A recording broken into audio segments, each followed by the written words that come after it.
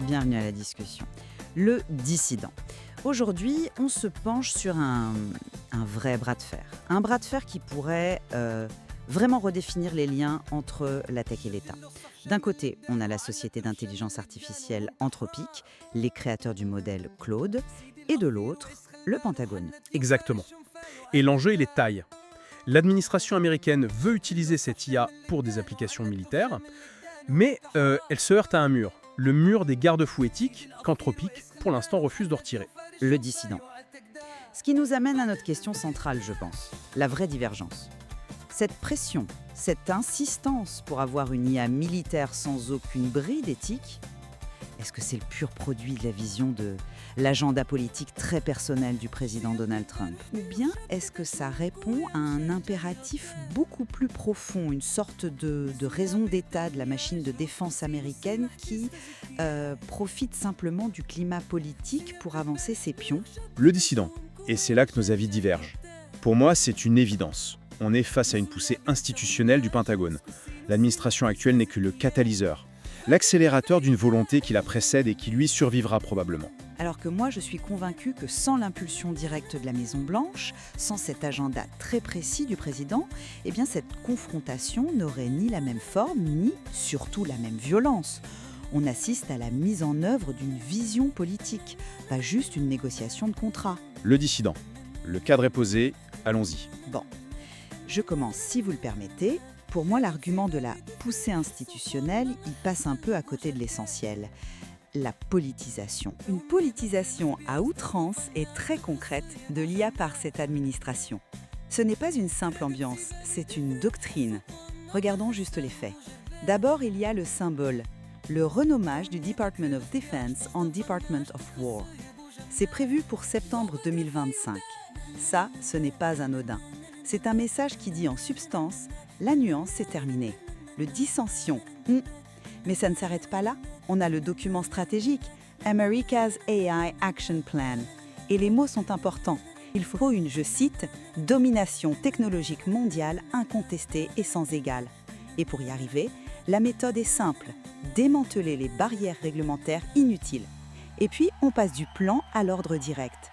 Un décret présidentiel qui ordonne au NIST, l'organisme qui définit les standards techniques, de revoir tout son cadre sur l'IA.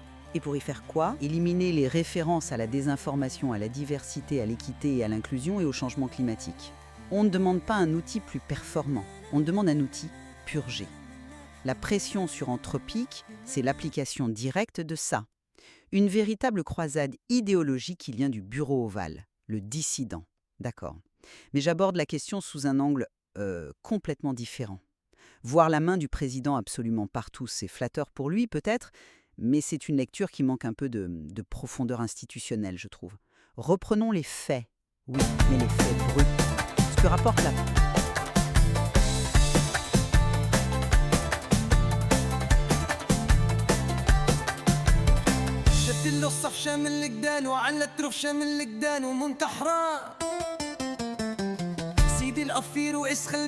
Le dissident, d'accord. Mais j'aborde la question sous un angle complètement différent. Voir la main du président absolument partout, c'est flatteur pour lui peut-être, mais c'est une lecture qui manque un peu de profondeur institutionnelle, je trouve. Reprenons les faits. Oui, mais les faits bruts.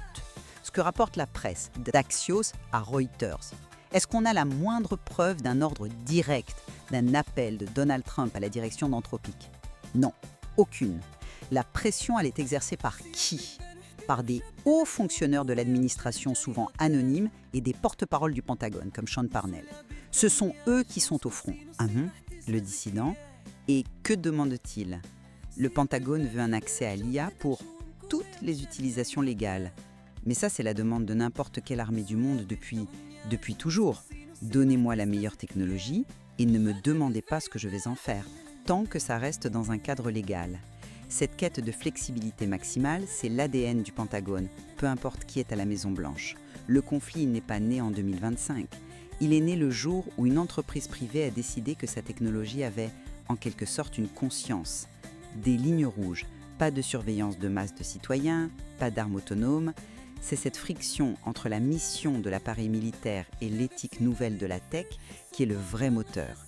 La rhétorique de la Maison-Blanche, c'est le carburant, mais ce n'est pas le moteur lui-même. D'accord. Mais alors, ce carburant, vous dites que c'est un simple habillage. Mais cet habillage est en train de devenir la loi.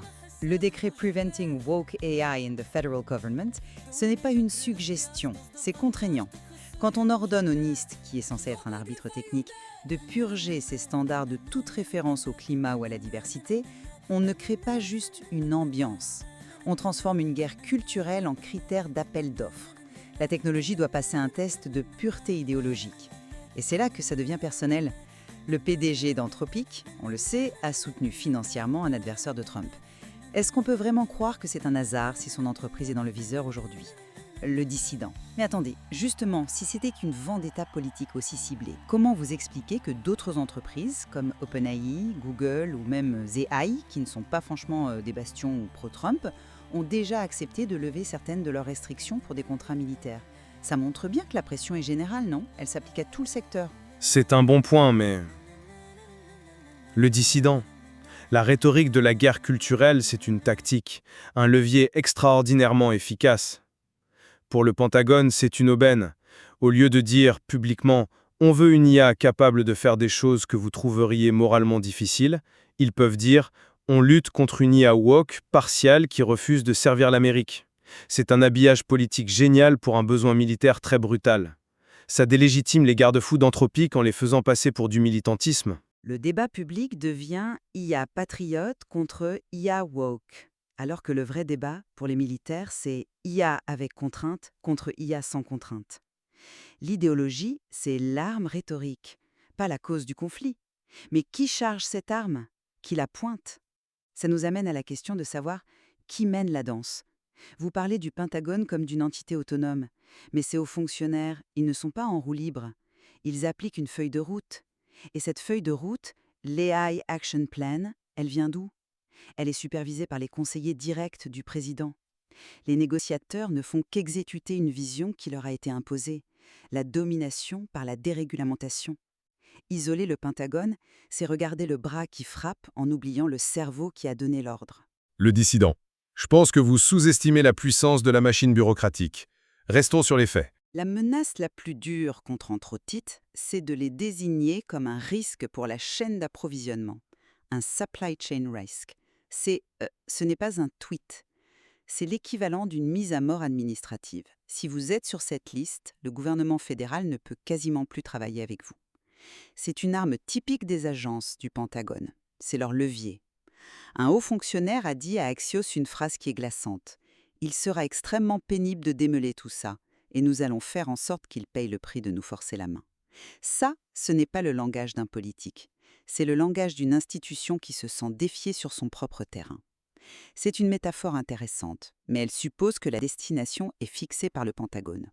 Or, je maintiens que c'est la Maison-Blanche qui a changé la carte. Et ça nous amène à un troisième point. Est-ce que cette tension est vraiment nouvelle ? On a vu des frictions, on pense au projet Maven chez Google, mais ce qui se passe ici est d'une autre nature, l'ingérence politique dans l'élaboration même des normes techniques du NIST. C'est du jamais vu. On ne débat plus de l'usage d'une technologie, on s'attaque à sa définition pour qu'elle corresponde à un moule idéologique. Le message, c'est « soit votre IA pense comme nous, soit elle ne travaille pas pour nous ». Ça, c'est spécifique à cette administration. Le dissident.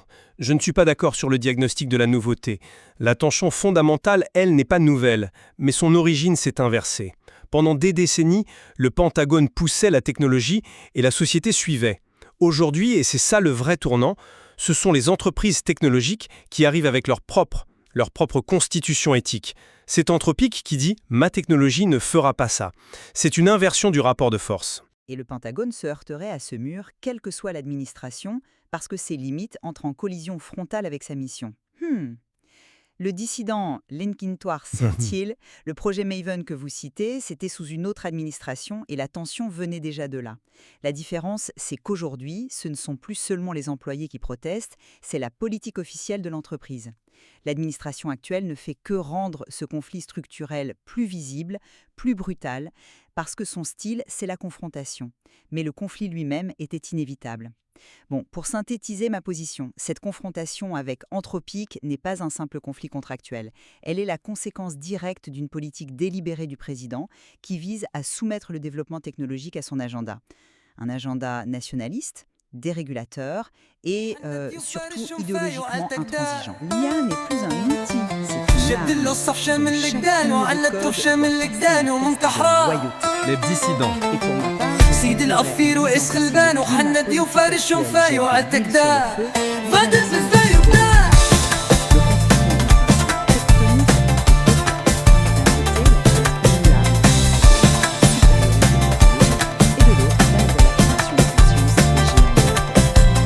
سيب بيبان وحدلو شبتة نشوف مكوية مشار جاي ردان